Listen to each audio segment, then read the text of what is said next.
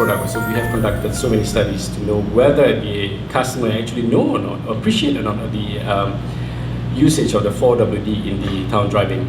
So we find out that the best is actually to provide the basic standard. 4WD we're not going to take away, but that is another option that we could offer. But for the basic lineup or the basic strategy is more the 2WD.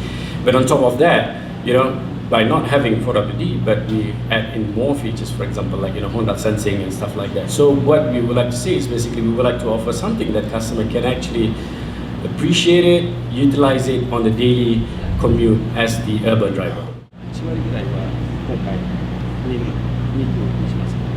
Currently, two-wheel drive, we are selling 60%, and with this one, new one, 80%.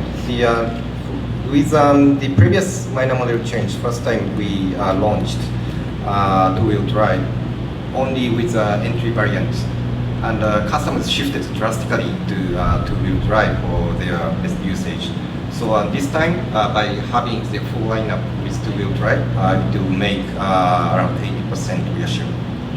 80, yeah. Thank you, Chief.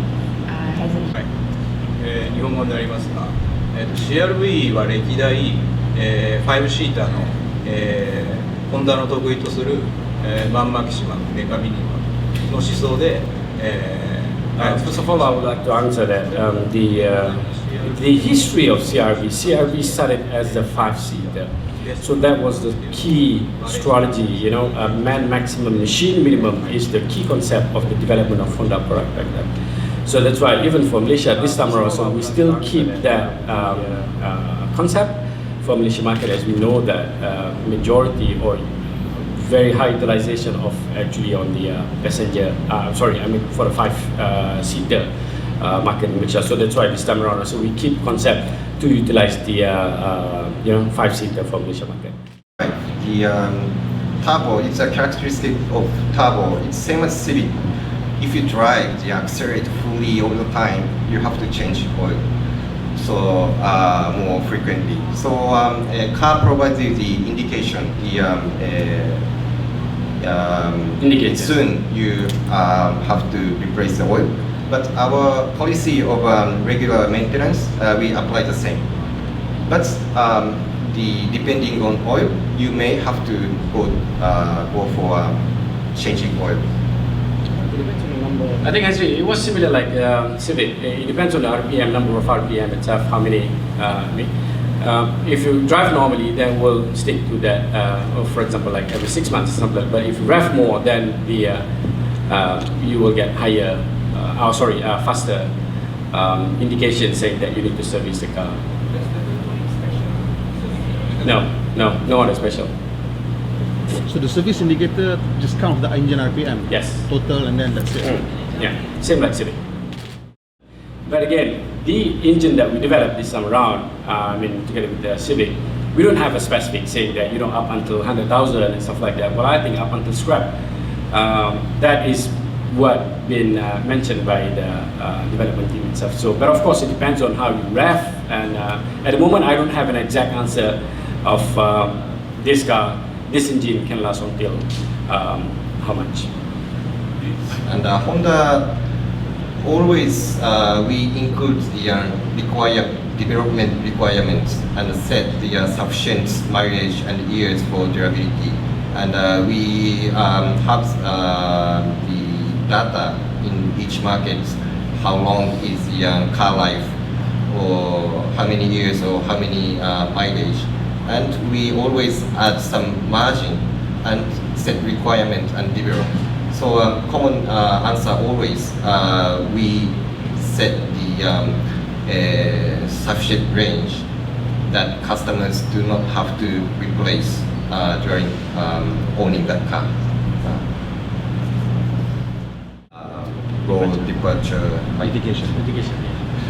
And this basically LKAS is the comfort feature rather than a safety feature, so it keeps you in the center of the lane. But of course, driver has to have the initiative to control the car. So if you let go of the steering, car detects that no torque inputs from driver, then it alerts you. So drivers have to have the steering. But RDM is more the safety feature. So default setting is on. So when you get sleepy a little bit, then when you it doesn't bring you to the center, but only when a car detects to over the lane, it gives you caution and bring you back to the inside the lane. That's You how it actually works. pull it back. Actually put it back. But if I may add a little bit, during the previous test drive, I think Hansa was on the engineer for the Honda Sensing did mention to us that LKAS is basically will reduce the burden of the driver itself. Fatigueness about 70% of the driver because it will reduce the your attention towards the. But of course, you know, every single communication we will have a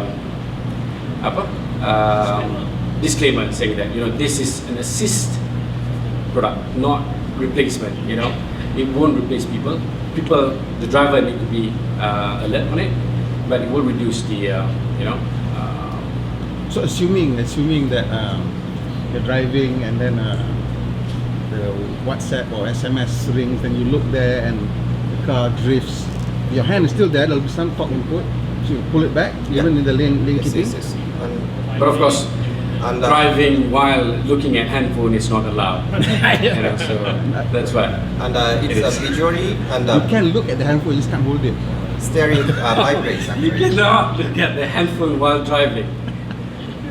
It vibrates and the caution alert you, and if you don't react, car automatically brings you back. But again, the driver's initiative is a priority. So if you insist to go over the lane, car goes. So it detects the steering torque. So if you insist, it is obviously your intention to go over the lane. So it's only the just in case safety feature. Is it linked to the signal? Yes. Sometimes people forget to turn off their signal. Yeah, that's why. If you forget or if you don't turn on the signal, and if you go, car goes. Because it is obviously the driver's